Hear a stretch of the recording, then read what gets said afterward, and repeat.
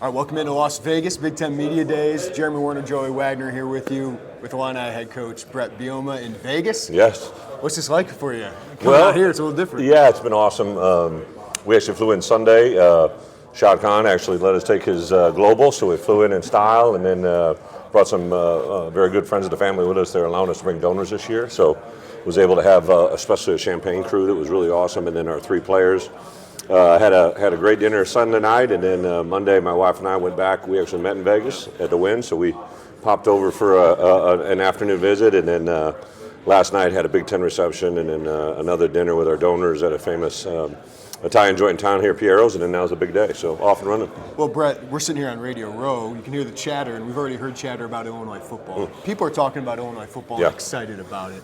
Obviously, you guys have to back it up on the field, and that's got a lot of work in front of you to do that. But what does that mean? Like now that people are talking about Illinois football heading into the season. You know, I think for us as coaches and our players, I don't think we feel it as much as maybe even you guys with the media. Like it's something we've earned, right? Like it's something we have expected to have success. But the biggest thing we want to do is not make it such a phenomenon, right? Like I think it's new to everybody else. That's why it's such a hot topic. My number one that I get frustrated with, it sounds crazy, right? But like when I'm reading all of I read a lot of media, a lot of expectations. Just even in preparation for today, I watched other conferences, media days, just to know what's out there and what's floating around. But they'll say about someone's schedule, and in our conference they'll say, well, and they don't have to play Ohio State, Michigan, or Penn State. And it sounds like a little thing, but for me, like when either we're on or we're not on that schedule, I want that's when you've arrived. Like when you can have people put your name in their mouth without you having to talk about it, that's where we want to get, and hopefully this year is another step in that direction. Obviously, you want expectations in your program, right? You're raising the bar here. What's your job to deal with, to handle that, to help the players handle that? Because you've done it before at Iowa, Wisconsin, some of the places you've been. Jeremy, honestly, since I got here, I've kind of answered things the same question, whether it be my first year when we won 5, or this year when we're coming into a season after winning 10. Every year has to kind of be the same. Yeah. I think there's a lot of learning that we had to take from the 23 season, and I think we still had a lot of guys in our locker room this year that were a part of that, and I think for that reason, it's been a little bit more awareness to our players.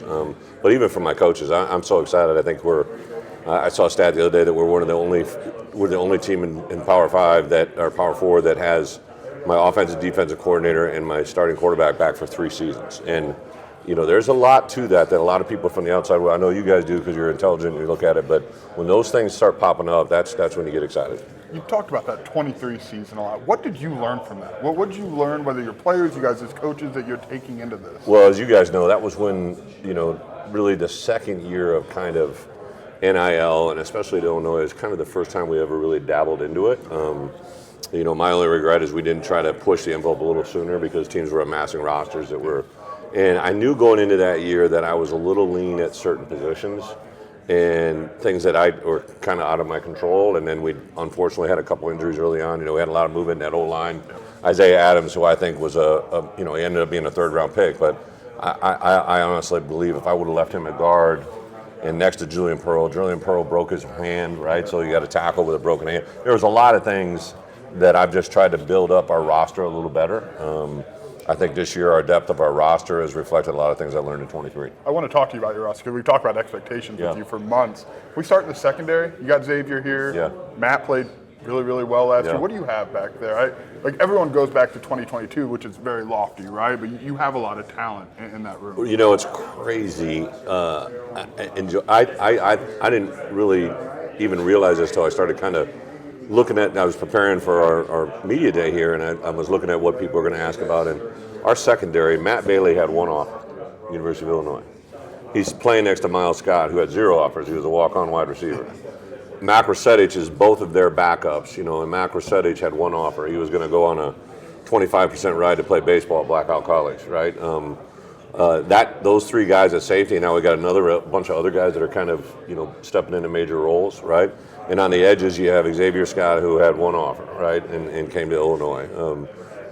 Torrey Cox, I believe, was going to non-power, right? Like, and was transferring out of Ohio.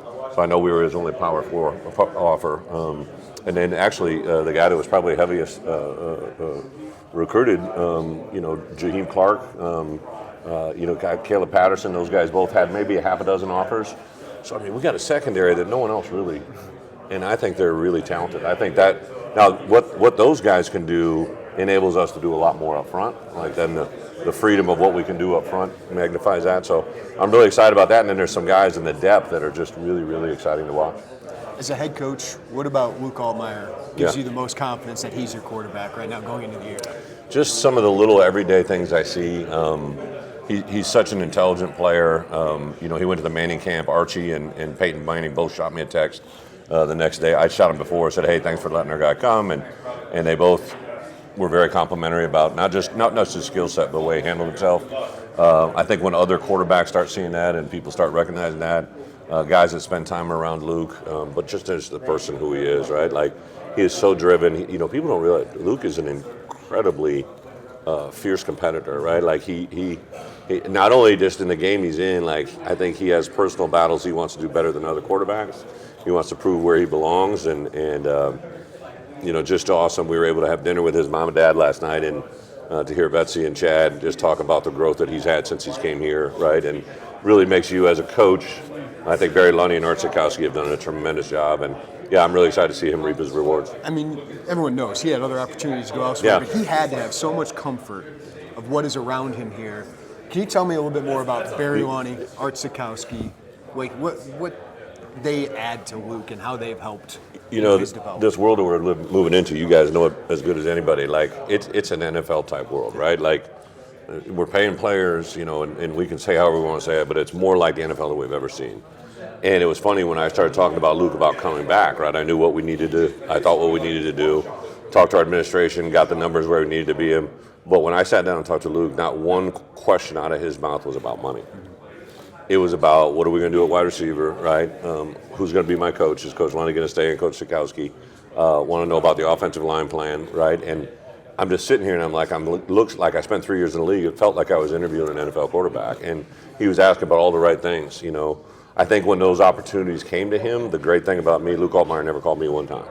Like, in our building in Illinois football, the only person that talks about money and what you're getting is me, right? Like, Pat Embleton helps mitigate certain things. There's other things. And so those guys know if they want something to happen, like, it's got to go through me. And I didn't get one phone call, right?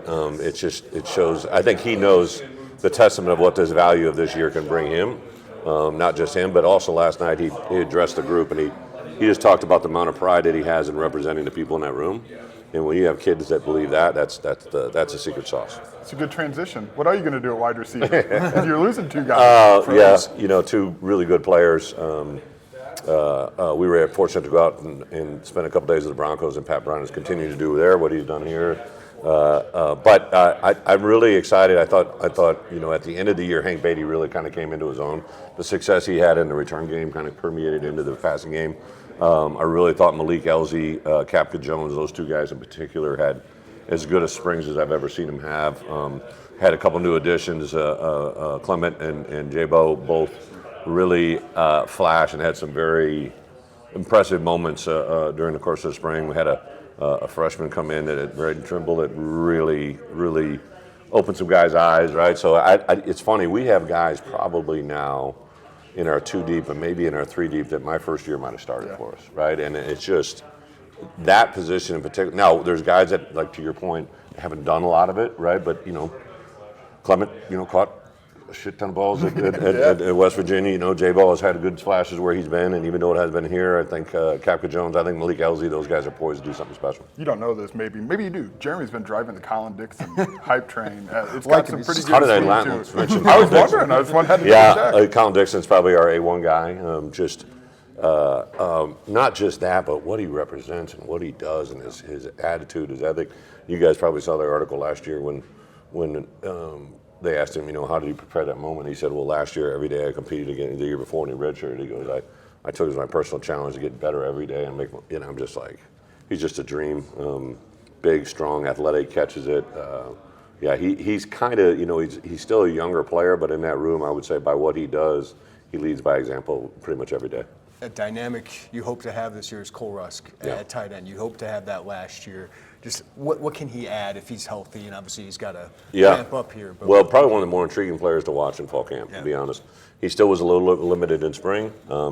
Tanner Arkin has been a gold mine and a half, like just probably one of our more efficient, productive, versatile players.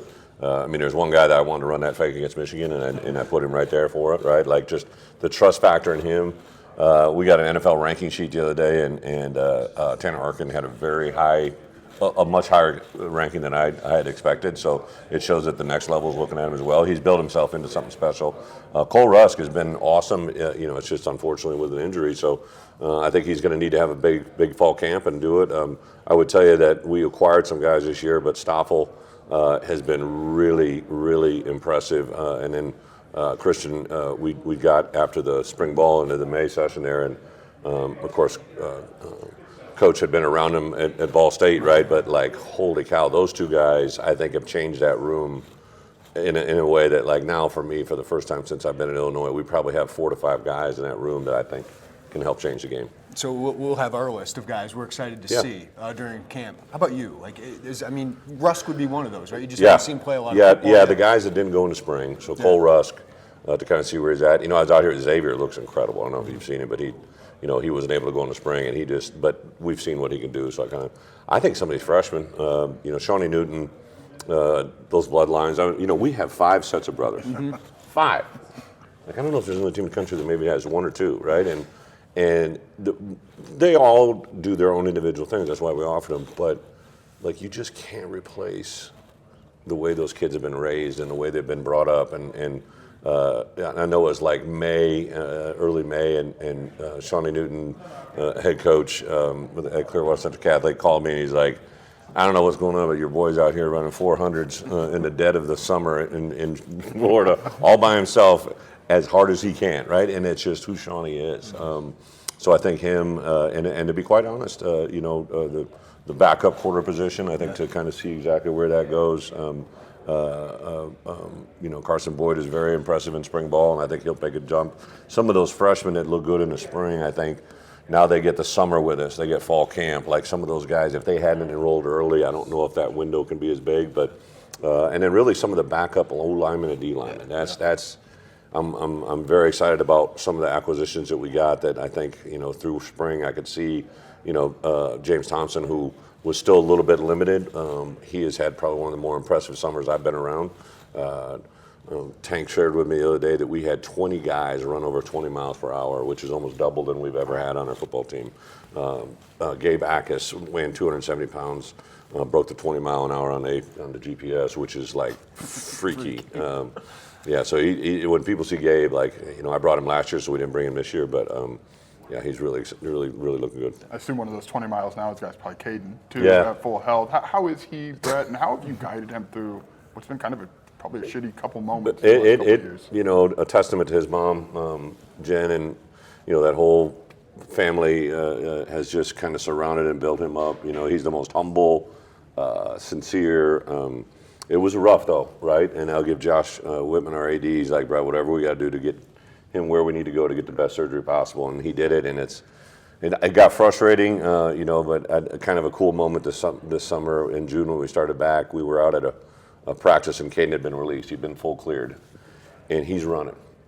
And I'm just like, I called his mom that night. I said, hey, I just want you to know, like, I'm sure it's been. She's like, Bret, he was so excited to get back out there this week. And then Johnny Newton came back. Johnny, came back and was with us for like 2 or 3 weeks, and I got done with the workout.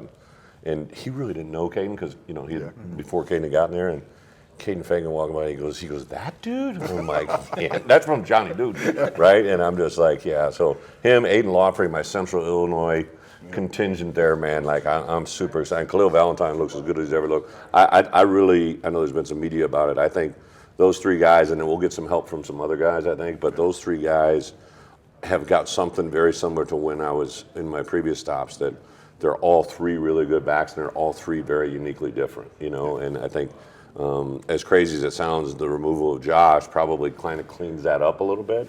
Now, you don't love the depth, right? Obviously you'd love to have another experienced guy, but those three guys, I think, are going to be something. We put that in combination with more tight ends, more depth at wide receivers, a better O-line. That's special.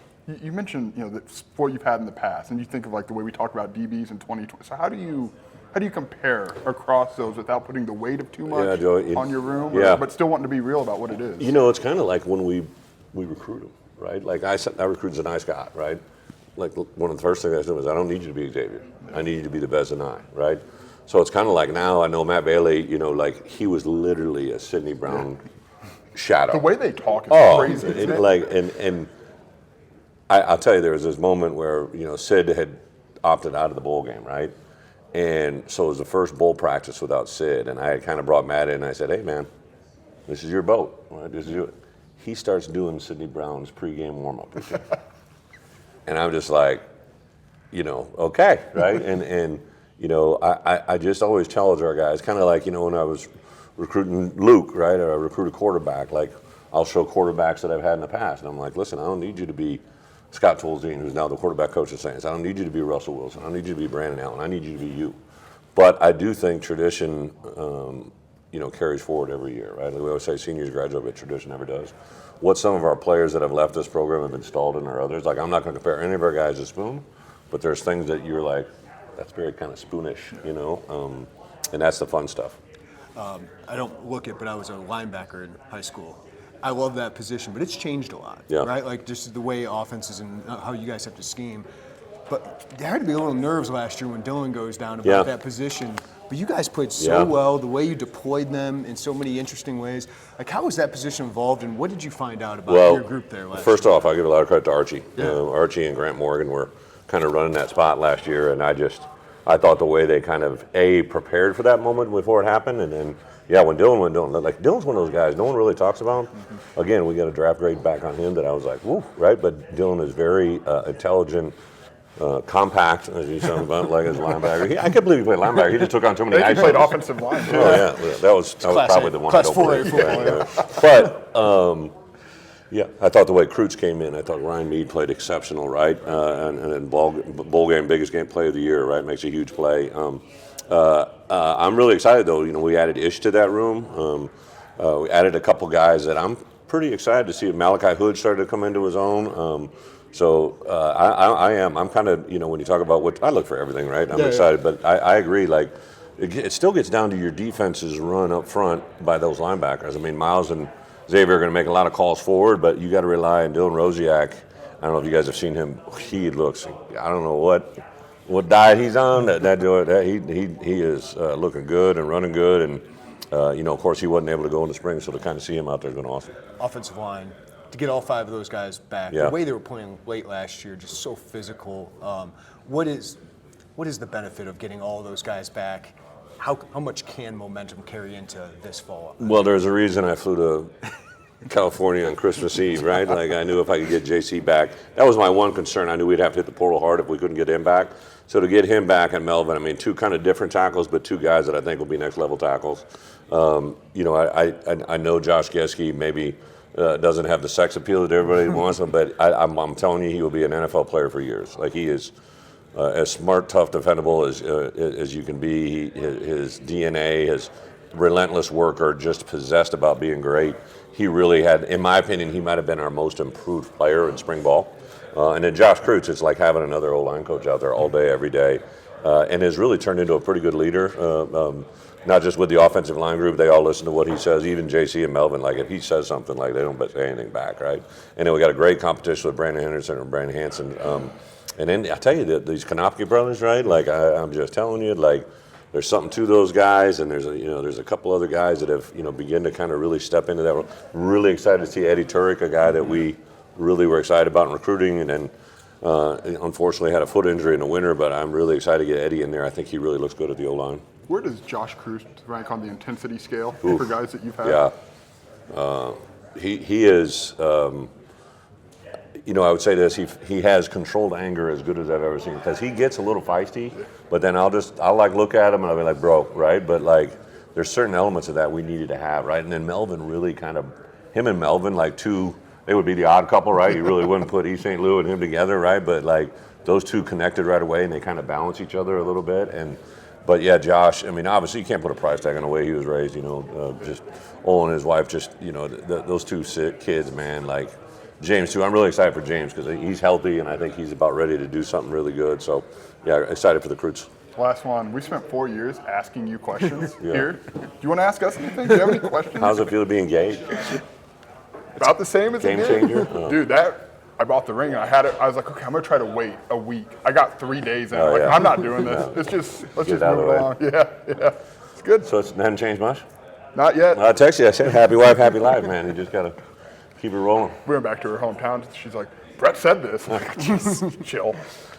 That's awesome. Well, Bret Bielema, appreciate it. Absolutely, It's fun man. talking ball with you. Enjoy the day. Yeah, Appreciate you, man. Thank you. Good to see you. Absolutely.